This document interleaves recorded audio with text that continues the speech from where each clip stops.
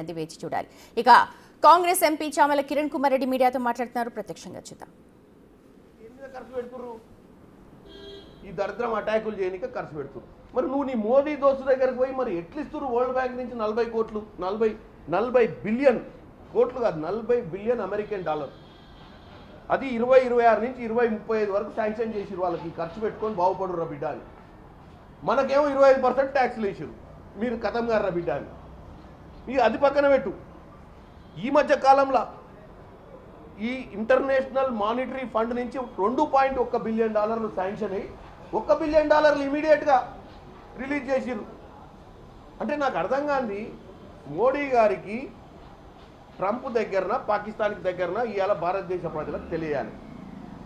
అంటే మాటలు చెప్పుడు పిట్ట కథలు చెప్పితే ఇది నడవదు. మోడీ గారు ఈ ఒక్క అంశాలు డెఫినెట్గా మేము వీలైతే పార్లమెంట్లో మాట్లాడతాం.